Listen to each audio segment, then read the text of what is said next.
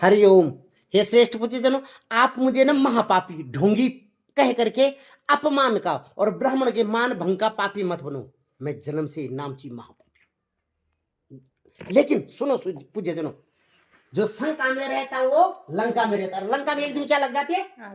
आग लगती है। बोल पड़ जी कुछ अतिशयोक्ति बोल रहा। बोला मैंने बोला सत्यनारायण जगह से सत्य बोल रहा हूं पूज्य पर।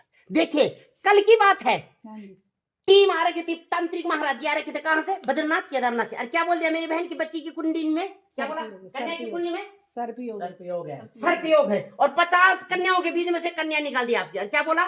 कन्या की कुंडली में सर्पयोग। और तब तक इनका सेनापति सेना में वहां देखो पूरा उसने चीन के बॉर्डर पर खड़ा हो रखा। मेरे भाई रात भर सोया नहीं। देवी जी को रात भर नींद नहीं आई कि मेरी कन्या की कुंडली में क्या है? काल सर्प दोष है, जिसकी वजह से कन्या का स्वास्थ्य क्या हो रहा है? खराब हो रहा है, बिगड़ रहा है। क्या सत्य बोल रहे थे?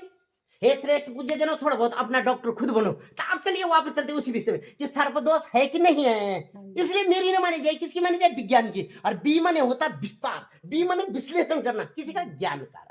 तो देखिए पूज्य शास्त्र क्या बोलता है, देखिए इधर देखिए। हाँ शास्त्र क्या बोलता है, जब किसी की भी कुंडली में एक तरफ क्या जाए? राहु। देखिए बेटा याद देखिए, ये लिखा ना राहु सबसे ऊपर देखिए, और सबसे नीचे क्या गए? केतु आ गए। और 180 डिग्री पे जब राहु केतु आते हैं, राहु केतु की एक तरफ सारे के सारे ग्रह आ जाते हैं, तब कुंडली में क्या होता है? काल सर्पदोष का निर्माण होता है। समझ रहे हो? यानी राहु और केतु के अंदर में सारे के सारे ग्रह जाने। लेकिन आप यहाँ देखिए, ये राहु है पूज्य और ये केतु है 180 डिग्री। इधर देखिए ये ग्रह आ गए, इधर देखिए सूर्य और बुध आ गए नहीं चारों तरफ। यहाँ देखिए मंगल, चारों तरफ कुंडली में ग्रह फैल गए। तो कुंडली में काल सर्पदोष है देवी? नहीं है। देवी आप बोलो कुंडली में काल सर्पदोष है पूज्य? नहीं है। नहीं है ना? नहीं है। अब बोलो भैया हम आप तो बात की मानते नहीं है। आप तो हमारे को किसकी बात बताओ? शास्त्र की। किसकी बताओ? शास्त्र की। पंडित जी शास्त्र में कहाँ लिखा है काल सर्पदोष? इधर देखो बेटा, इधर देखो मेरे बच्चे, जरा उंगली देखिए, मेरी उंगली पर ध्यान। ये लिखा है काल सर्पदोष अरिष्ट निवारण के लिए। कुछ क्या लिखा है? जब जन्म कुंडली में राहु और केतु के बीच में सारे के सारे ग्रह एक तरफ आ जाते हैं, तब क्या बनता है? काल सर्पदोष का निर्माण होता है ना?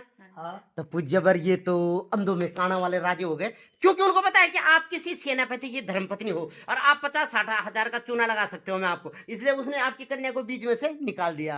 ये गलत बात है पूज्यवर। ये क्या है? गलत बात है। और सुन लीजिए पूज्यवर, अगर आपका कुल पुरोहित बोलता है ना कि 5000 करके बच्चे की गृह शांति का, तो आप वहां पर नहीं करेंगे। लेकिन तांत्रिक आपको डरा करके आपसे 50-60 हजार का करवा देंगे, तो वो गलत हो जाएगा बेटे। तांत्रिक के चक्कर में नहीं, तांत्रिक ना आप चक्रव्यूह से निकल जाओगे, लेकिन आप तांत्रिक के चक्रव्यूह से कभी बाहर नहीं आओगे। इसलिए कभी भी तांत्रिक के चक्र में न जाया जाए। ये सर्व अनिष्ट को निमंत्रण देता है सत्य वचन देवी। इसलिए कभी भी किसके चक्र में नहीं आना है?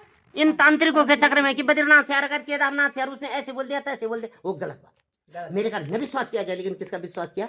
शास्त्र का विश्वास किया जाए। पुनः से बोल रहा हूं कि जब कुंडली में एक तरफ राहु और एक तरफ केतु आ जाता है, अब राहु सांप का मुंह होता है और केतु क्या होता है? पिछवाड़ा। और देखिए राहु जैसे कोई अजगर पकड़ता है किसी भी जानवर को तो छोड़ता नहीं है, उसी तरीके से जब सांप किसी मेंढक को या चूहे को पकड़ता तो छोड़ता नहीं है। इसलिए बेनिफिट ऑफ डाउट किस तरफ चले जाता है? क्योंकि उसको पता है कि औरतें क्या हो रही है कि बहुत ज्यादा सेंसिटिव होती है, इसलिए 99% ऐसे कामों में औरतें जाती है कि नहीं जाती, और वहां वो फंस जाती है। तो पूज्य पर प्रस्तुति का आशय यह है कि आपका परिवार भी आप किसी तांत्रिक मंत्री के चक्कर में फंस न जाए।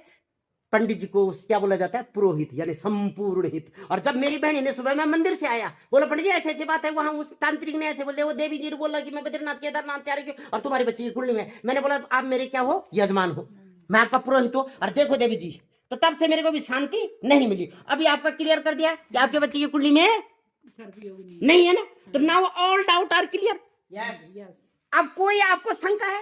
नहीं है। जमीन में तो चाहे उल्टा बीज डालो ना, चाहे उल्टा बीज डालो, फलित फुलित हो जाता है। और सबसे बड़ी बात यह है देवी जी, अगर आपने काल सर्पदोष करा दिया होता ना, तो उसके प्रभाव क्या होने थे? अनिष्टकारी होते। बोल पड़े जी क्यों? तो उल्टी गंगे बात है। मैंने बोला मैं वही बोलूंगा जो आप पहली बार सुनो। देखिए पूज्य शिव जी का महादेव का अभिषेक कहीं जगह थे? दूध से, दही से, अमृत यानी मधु से, और किससे? इच्छु रस यानी गन्ने के रस। और इस पंडित को 2 गिलास गन्ने का जूस पिला दोगे तो मर जाएगा, क्योंकि ऑलरेडी डायबिटीज के पेशेंट है। हाँ यानी में काल सर्पदोष है नहीं, और आपने करा दिया तो क्या रिजल्ट जाएंगे?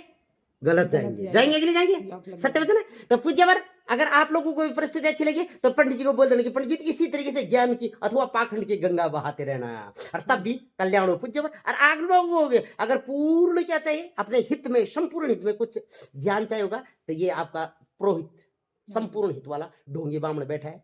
मेरा सब जगह नंबर लिखा है, किसका? संपर्क सूत्र संख्या है, उस पर जरूर कॉल करना। और तब तक पंडित जी को विश्वास दीजिए, और मैं भी बोलूंगा कि सबका कल्याण और पहले उनका कल्याण हो, जो मेरे आज के यजमान है।